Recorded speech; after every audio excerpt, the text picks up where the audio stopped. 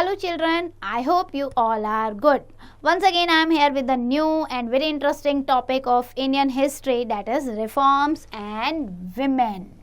And in this chapter we are going to study about the women condition which was prevailing in the previous time and how the condition of women reformed, and now in modern era what condition and what freedom we are enjoying. So basically in this chapter we are going to discuss about the women condition. Now let's start the chapter. Reforming 19th century Indian society. See beta, if I am talking about 19th century, so year is 1800 something, because century always move ahead. So 19th century mein there were so many social evils prevailing in the Indian society, like we were the superstitious also, tough discrimination we have seen against the women, and the institutionalized inequality that were there in the Indian society. These evils went with the sternly layered one by one, and the social structure was also discriminated on the caste basis. If we are going to discuss about the social evils, there were so many social evils prevailing in the society. Number one, the female infanticides was there. Female baby was not accepted. Child marriage was prevailing. Sati Pratha was prevailing in the Hindu society. Caste system was dominating in the society. Child marriage that was common everywhere, and widow remarriage was not allowed. It was prohibited. So from the early decades, if you can see in the 19th century, some broad-minded people in the Indian society, they felt that there is a requirement to shut down this backwardness. There is a requirement to enlighten the society. There is a requirement to break down these traditions which is not good for the Indian society. Since several of the social evils and superstitions were very closely connected to the religious belief, and social reform movement also had overtones of the religious reform. So it was quite not easy to break down or to stop this evil practices, because it touched the sentiment, religious sentiment of the orthodoxy people.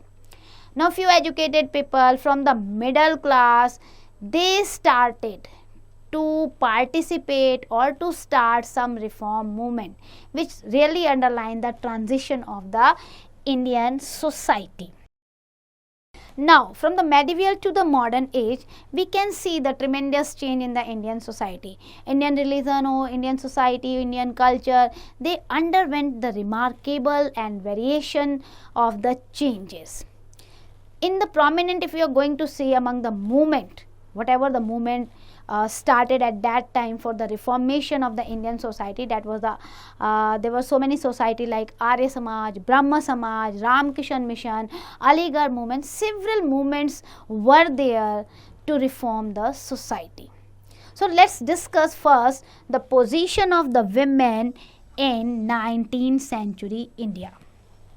From as early as 1000 BC, means if you are going to move from 0, this is the 0, okay, if you are going to see the time period, so 0 say today we are at the 2023, and I am talking about BC, means 0 say before at here somewhere 1000 BC, 0 say 1000 BC. The fortunes of Indian womanhood went down into the slow decline. If you can see the position of India at the Vedic time, women enjoy the equality during the Vedic period. But this was followed by 2000 years of deterioration. After the Vedic period where the women enjoy the equality and the freedom, after this gradually and slowly, with the passage of time, women's conditions deteriorated, declined. In fact, before a slow recovery followed, women's status hit rock by starting the medieval period. You can see in the medieval period, great destruction of the women's status. That was declining period of the women was the medieval period. Alternation in the patriarchal society of the system, then improvement in education, then widow remarriage, age of marriage, various laws and custom, and acceptance of women economic power all played role in reviving the long last status of Indian women. Once this declined, Immediate after, the social reformer work on all these things. Whether the demand for women's reform came from the colonial rule or from any educated generation, the concern was that women's status should be equal in the society. We need the planned solution for the reform of the women.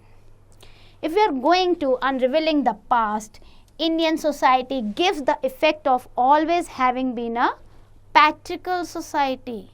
We don't have a maternalist society. We are following the patrilineage. Moving from the Vedic society to the Puranic Hindu society, women tough, capable to occupy the highest position. Now what happened?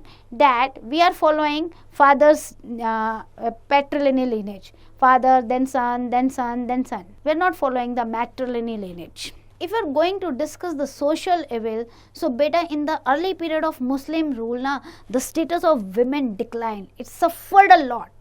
At that time there was a polygamy. Polygamy means the one man can marry with the many women. Parda pratha and child marriage. What the Hindu decided during the Muslim rule, they decided that their women should save. They want to protect their women. So what they decided? They decided that marry them at a young age, so that no one can destroy their respect. So that's why Hindu community decided to marry the women, the girl at the early age, keeping them in the parda, so that no Muslim ruler, no Muslim soldier or another people can see them or watch them. And even polygamy, which signifying marrying one then girl on a Hindu man, means that was also, it signifying marrying more than one girl to a Hindu man. That was also started. And then after that, sati. Hindu religious scriptures do not instruct widow to commit the sati. The reason why this practice could have come into being are uncertain, but close examination of this practice of immolation support this inference that a halo of honor was attached to this system. What happened? During the medieval period, sati was given the status of an act of honor. But if you are going to past of the Hindu religion, it was not allowed. But in medieval period, it made as the honor. Since the medieval period onwards up to coming of the British, the position of women in society was not secure. However, during the Mughal period also, the situation of women was not good, but their insecurity increased day after day after day after the demise of their husband. Means once the husband died, who is going to protect the lady? They are not secure in the society, whether it's the Islamic states or whether it's the British rule. So to protect them, what they decided? Practice of the sati pratha. That after the death of the husband or the funeral pyre of the husband, the women will burn alive. That is the inhuman practice of sati pratha. And the reason what they had given? To protect the women. All effort to irrigate it were bound to fail. But with the passing of the medieval ages, the entry of the industrial age under the British, the newly emerged intelligentsia in India society made the concert to effort to stamp it out. Means whenever the people started to educate themselves, then they decided this inhuman practice of sati pratha should abolished. Now what happened? According to the Hindu mythology, Daksha's wife Sati was so overcome at the death of her husband that she immolated herself on his funeral pyre. Until that time, the Sati Pratha has become the common custom. Now moving to the child marriage. Child marriage was essentially defensive reaction on the part of insecure Hindu society. Reason always given that why we are doing the child marriage, why at early age the girls had been married to the boy or the man, to protect for the security of the girls, they are practicing this child marriage. Not only among the poor section but also in the wealthy classes, it was the usual custom. In most of the cases, children were married during the infant stages also. This was also a curse. Though the reason they are giving that we are going to protect the women or the girl child, we don't think so. This is the correct reason to practice this inhuman tradition. Now moving to the widow remarriage. If you are going to see this widow remarriage, due to the prevalence of the child marriage and polygamy in Hindu society, they faced up this problem.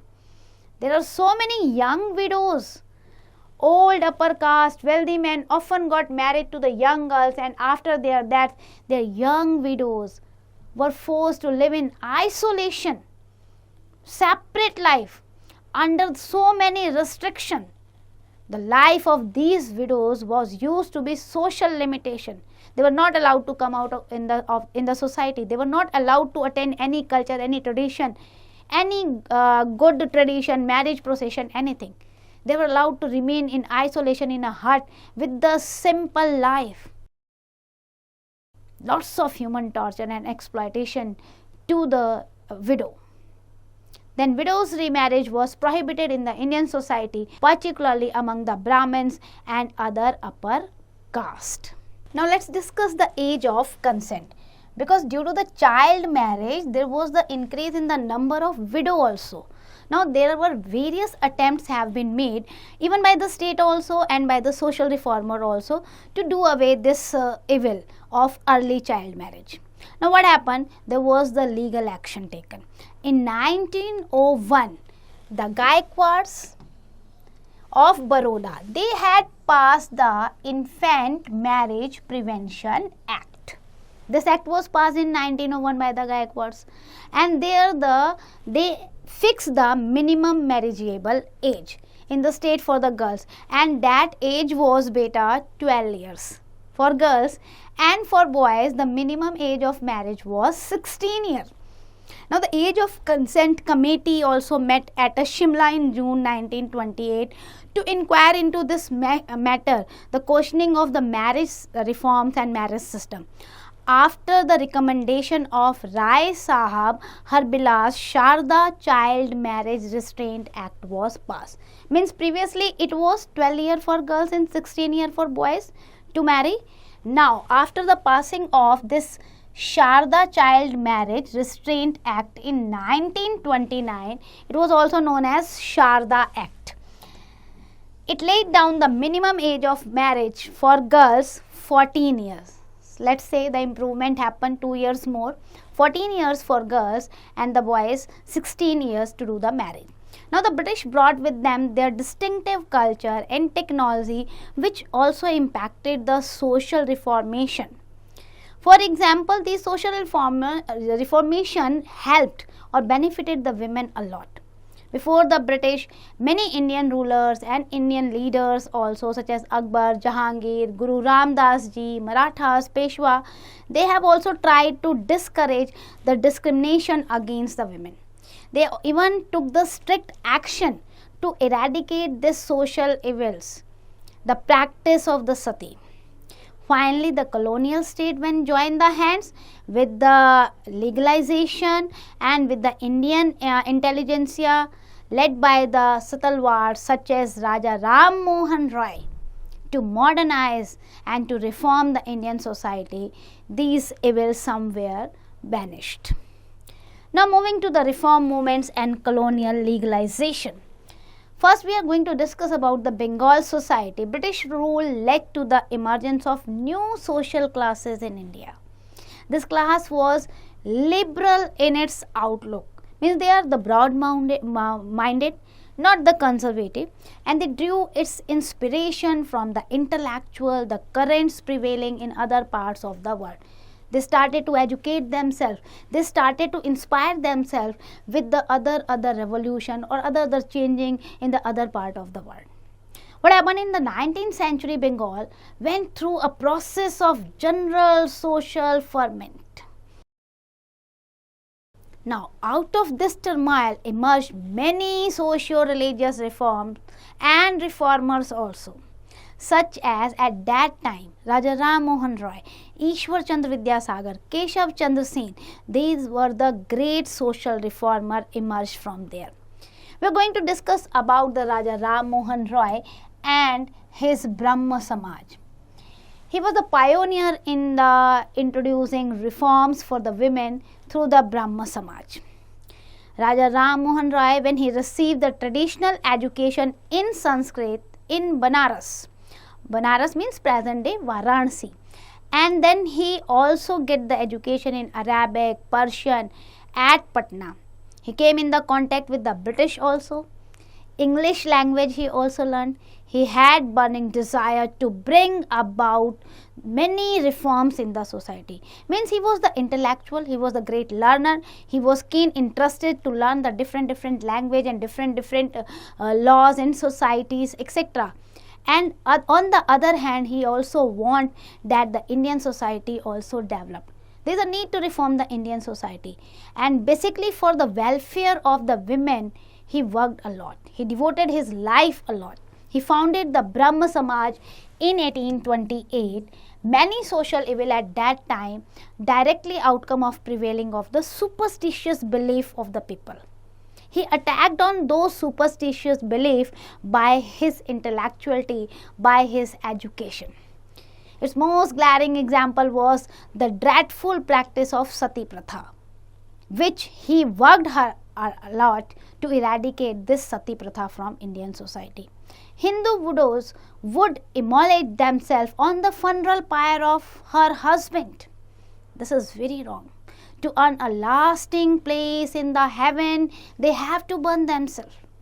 To Ram Mohan Roy, Sati was a grave crime which needed to be eradicated. So in 1829, he moved by a public outcry led by Ram Mohan Roy against the practice, and then Governor General Lord William Bentinck also supported him and made a law, and it was now become the punishable act if anybody is going to make Sati the widow. Apart from Sati, Ram Mohan Roy also raised his voice against the seclusion of the women, that is the Parda system. Polygamy, that was also wrong, and the abuses of the caste system. He also pleaded for the education of women, to educate women so that they can enlighten themselves. Widow remarriage should be there, and he also worked for the abolition of untouchability. Now, after Raja Ram Mohan Roy, we are going to discuss about another great social reformer, that is Ishwar Chandra Vidyasagar. Another jewel among the reformers in the Indian society. Ishwar Chandra Vidyasagar was moved by the plight of young widows. He opposed both polygamy and as well as the child marriage. He always suggested that the Hindu society should allow remarriage of the widows. Why widows are giving such a worst condition in the society? To show his compassion for the widows, what he did, he got his own son married to a widow. He has set up an example in front of the society what will happen. And that's why he did this, that his son married to a widow. He played an important role in passing the Widow Remarriage Act and also in the first widow remarriage ceremony performed in Calcutta in 1856. He was there. He also advocated there should be the introduction of modern subjects with the Sanskrit learning. He devoted his life for spreading the education, particularly among the girls and the downtrodden people of the society. He said, with the education only, people can enlighten themselves, uplift themselves and become the part of the good society. He is said to be the originator of the modern Bengali language. So that was the role of Ishwar Chandra Vidyasagar. Now beta, we are going to discuss about the another great leader of the India, that is Swami Vivekananda and the Ramakrishna mission. Among the educated young men, very enthusiastic, very intellectual, who were attracted to the teaching of the Ramakrishna, he was a young man called Narendranath, who later known as Swami Vivekananda. Means the original name was Narendranath. You can see in the picture Swami Vivekananda. Vivekanand founded the Ram Krishan mission on the name of his guru, which helped in the reconstruction of the society in many ways. His Ram Krishan mission preaches harmony among all the religious groups. He wanted that women should uplift in the society. He requested people to respect women while himself working for the women's education and upliftment. Vivekananda's disciple was Sister Nivedita. You can see in this image Sister Nivedita.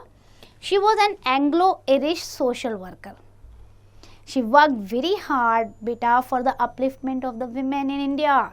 Sister Nivedita opened the girls' school at Bagh Bazaar in Calcutta. She laid much emphasis on the social service and respect for women in the society. She was champion of humanism. She fought for the empowerment of women for all caste, creed and background. She wanted that women should have a good status in the society.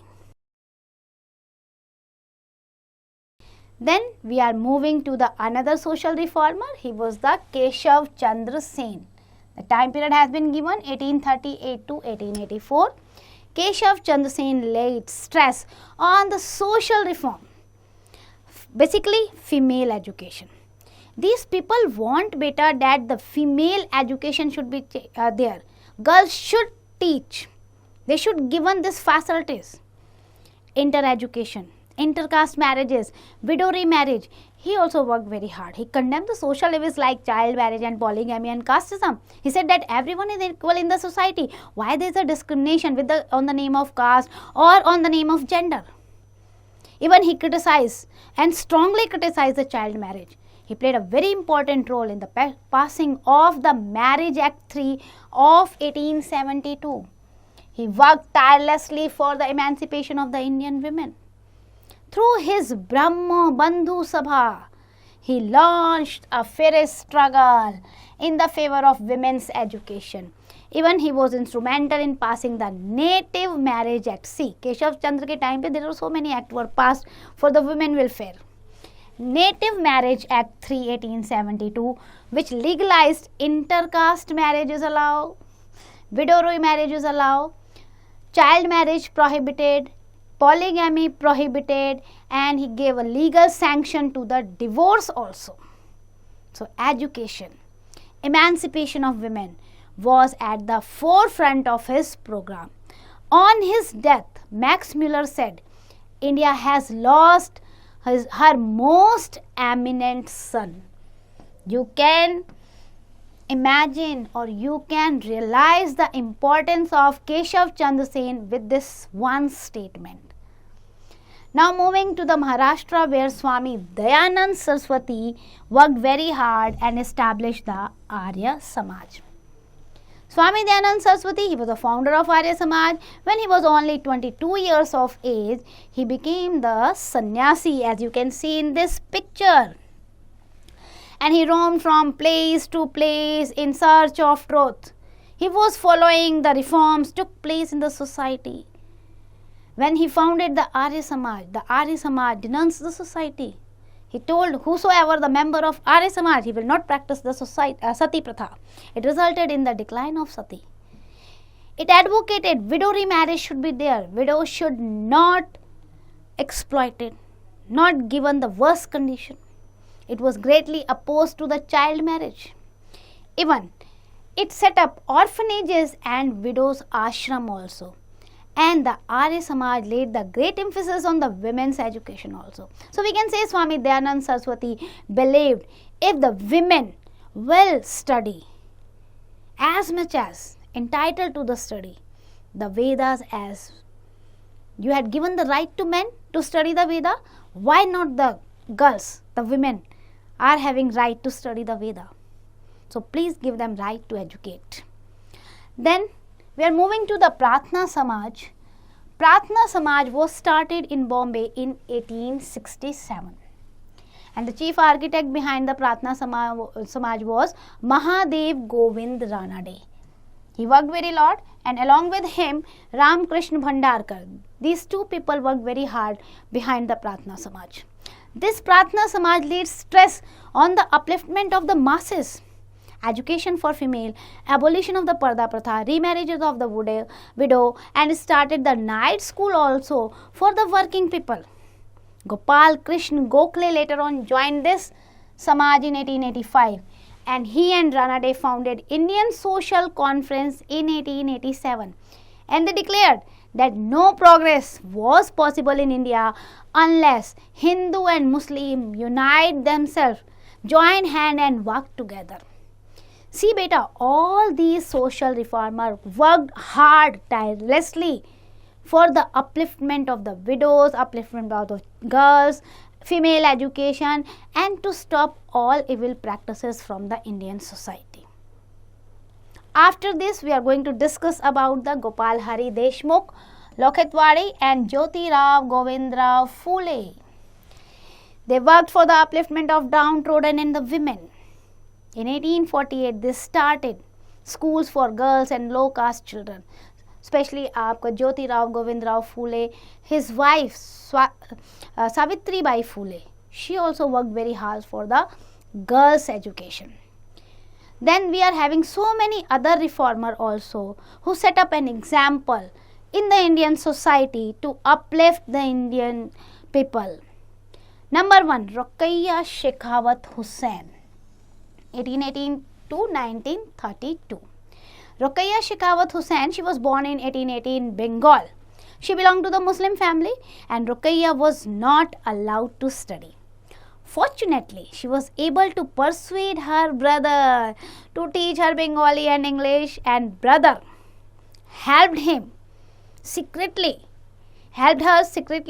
to teach Bengali, English, Urdu, Arabic at home. Means she was so curious to learn many languages, and all these languages secretly she has learned with the help of her brother. In 1896, she was married to the magistrate called Khan Bahadur Shekhawat Hussain from Bhagalpur in Bihar.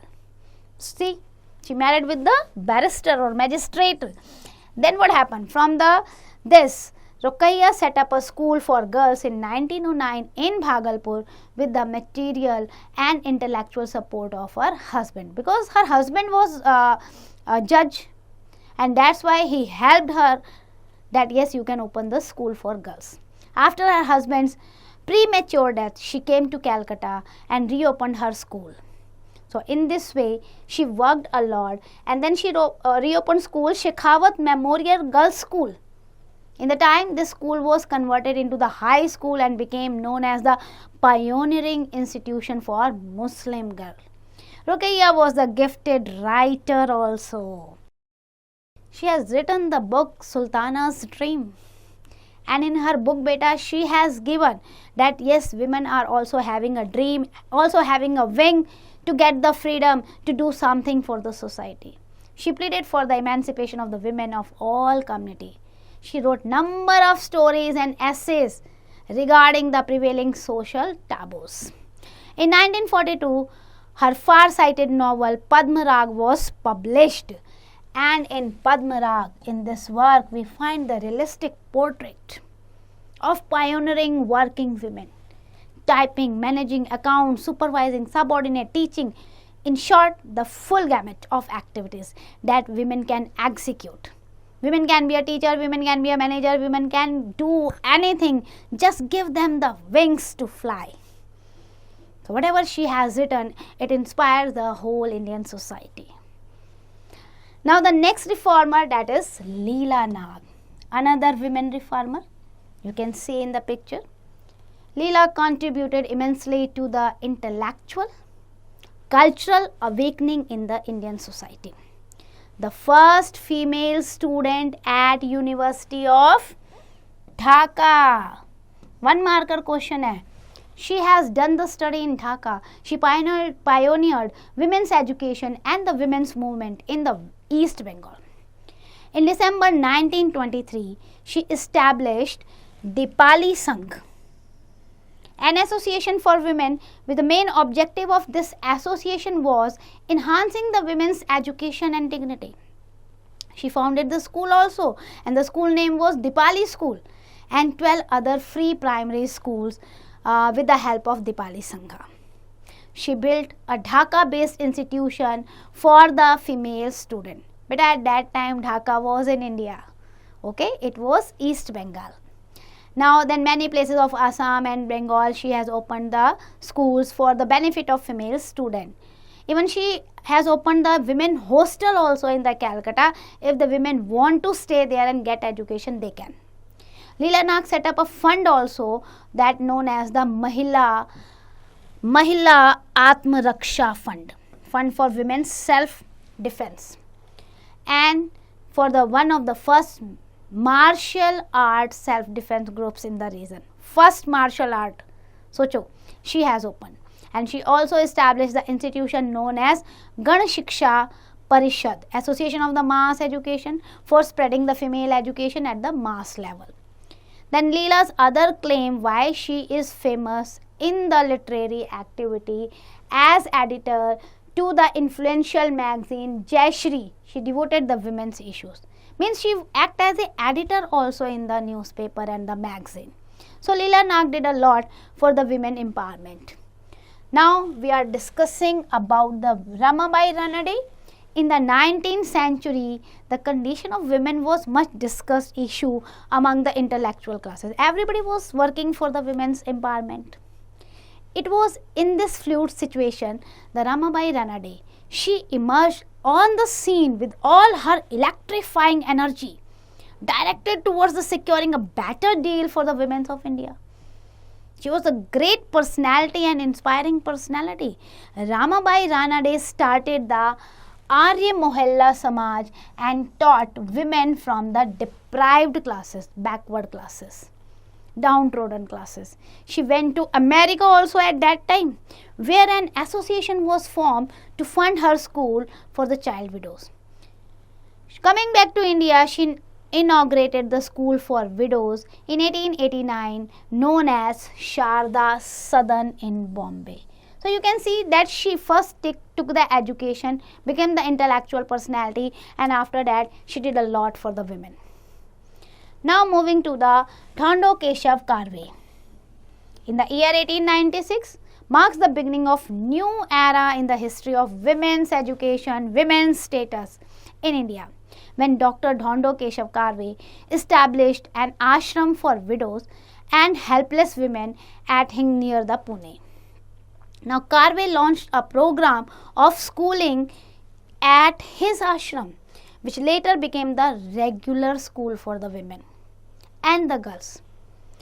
Karve is having the great dream to establish the Women University, and finally in July 1916 he started first college with 5 students only, but he started the college. It gradually took the shape as the Women University, and now this university is popularly known as SNDT Women University. Means he fulfilled his dream to open the university for the women. Now moving to the southern India, what happened in southern India, what type of reforms were there. So first of all, in southern India, we are going to discuss about the Ved Samaj, inspired by the Brahma Samaj. Then Chembeti Srinidhu Naidu founded the Veda Samaj in 1864. The Samaj advocated the abolition of the caste system, and it promoted also the widow remarriage, women education. They also worked on that, and then they also propagated that there is only one God. There is no difference on the name of religion.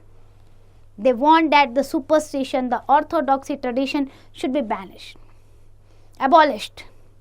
Naidu translated the Brahma Samaj text into the Tamil and Telugu so that the people can understand. The Veda Samaj later worked with the branches of Brahma Samaj, Pratna Samaj in Tamil Nadu, Andhra Pradesh and Karnataka. So we can see this, he worked very hard for the empowerment of the society. Now we are moving to the Kundukuri Veeraslingam and Shri Narayan Guru. You can see Kundukuri Veeraslingam in the photo. So in addition to C.S. Naidu, Mahatma Jyotiba and other social reformers worked for upliftment of women, we are having one such wonderful reformer, that is Veeraslingam. Veeraslingam was inspired and influenced by the Brahma Samaj. He was born in 1848 in an orthodoxy Brahman family. But all through his life, he opposed the caste system and the low status of women. Though he belonged to the upper caste, still he opposed. Similarly, the Sri Narayan Guru of Kerala took up the caste of untouchables and worked for the upliftment of the untouchables in the society. So see, untouchables were not allowed to enter into the Hindu temple. So what he did, he built a temple near a river and that displayed the word, what he has written on the temple's wall.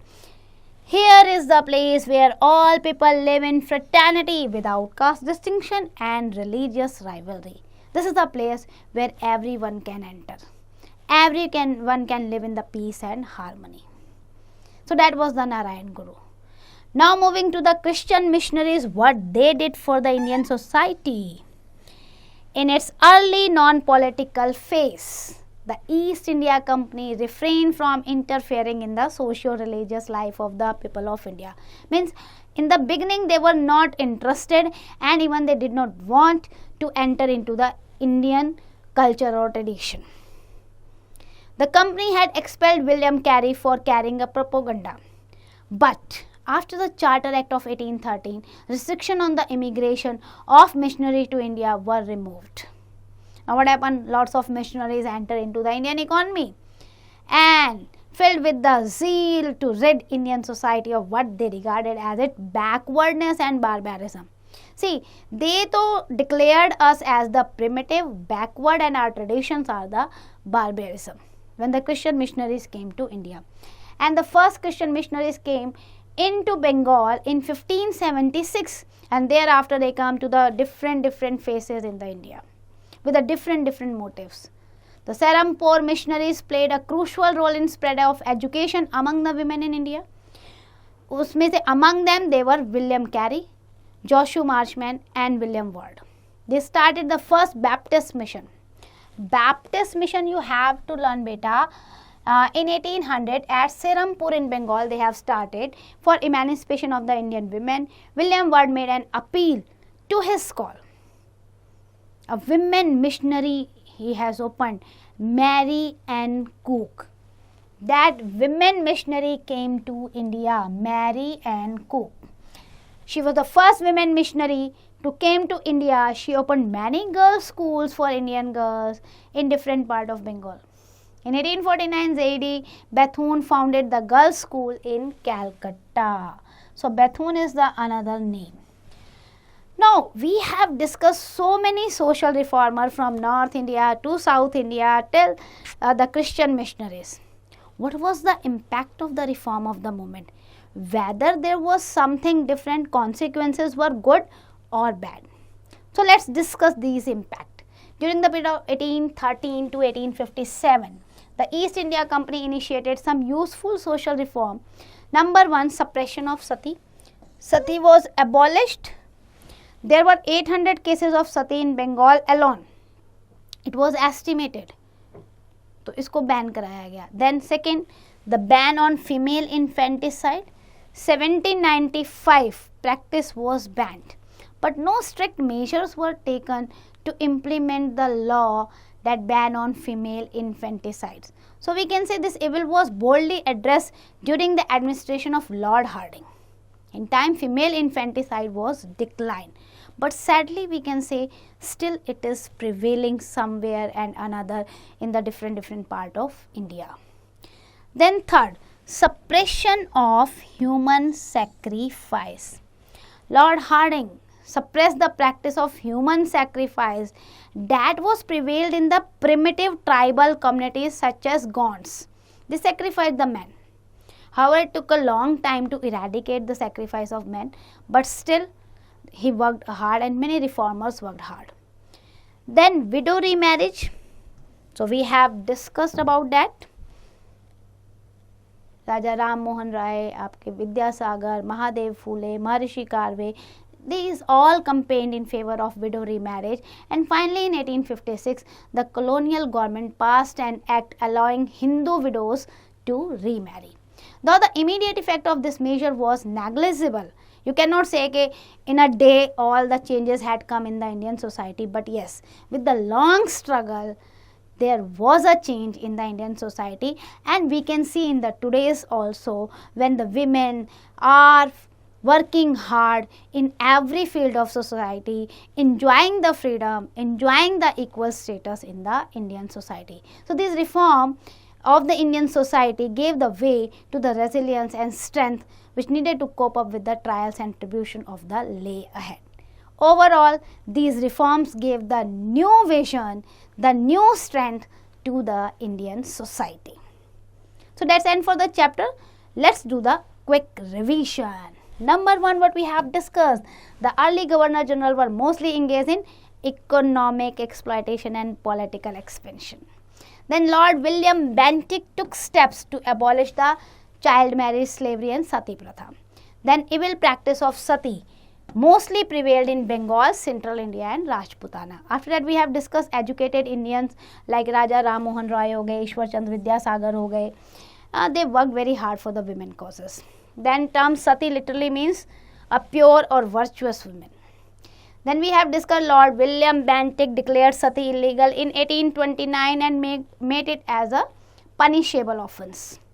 Then Bengal Regulation Act we have discussed of 1795 and 1804, where it was declared that female infanticide is illegal. After that in 1891, the marriageable age for boys and girls was 12 and 10. Then Sharda Act was passed in 1930, and then marriageable act little bit increased for boys 18 and girls 14 years. Then Ishwar Chandra Vidyasagar, he started the number of school for the girls, and Dadabhai Naroji worked hard in the Parsi religion, ritual and practice to reform that society. So that's end for the chapter. I hope you understand each and every topic. Now it's your turn. Do the exercise carefully.